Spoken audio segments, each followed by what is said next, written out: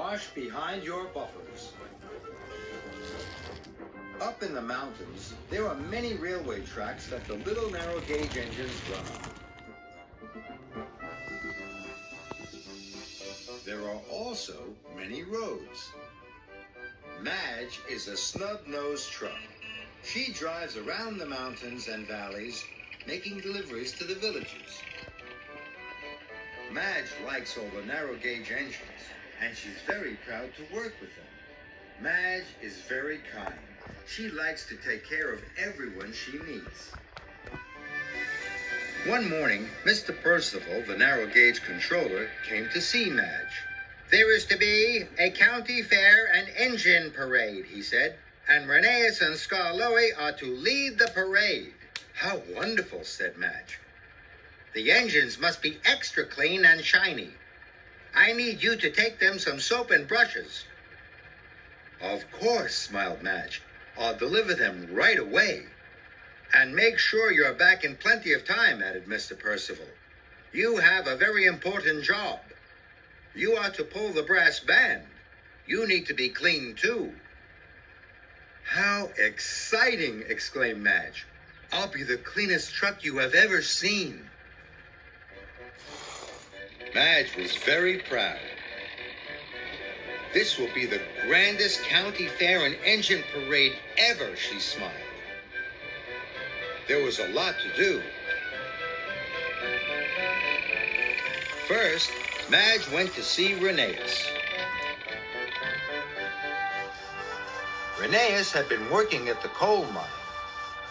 He was very dirty, but soon he was being washed and scrubbed for the county fair. Madge watched. She had to make sure Rhys was extra clean and extra shiny for the engine parade. "Get the engineer to scrub all the way around your number and nameplate," Madge told Rhys. Madge made sure his whistle was washed and his boiler bands were buffed. "There," Madge exclaimed. "Now you're ready for the engine parade. And wash behind your buffers," she called as she drove away. Madge still had a lot to do. But now Madge was late. She had to hurry. She drove faster and faster. The mountain roads were very dirty. But the faster Madge drove, the dirtier she became. "This dirt will take a long time to get off," thought Madge. "I must make sure I'm back in plenty of time. I have to be washed and polished, too."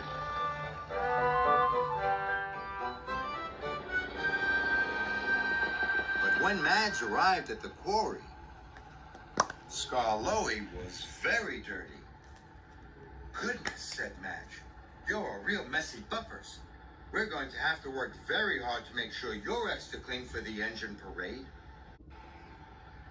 Soon, Skaroy was covered in bubbles. Madge waited. She wanted to make sure he would be extra shiny. "Scrub from the top of his funnel all the way down to his footplate," Madge told the workmen. It took a long time, but at last Skaroy was clean. "Now you'll look grand at the engine parade," said Madge. "And one more thing," she called. "Wash behind your buffers." Now Madge really was late. Madge raced to the village.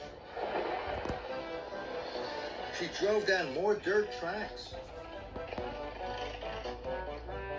"Oh no," Madge moaned. "I hope I can still get clean in time." Rhys and Skaroy were waiting in the village square. Their paintwork gleamed. Their domes glistened in the sun.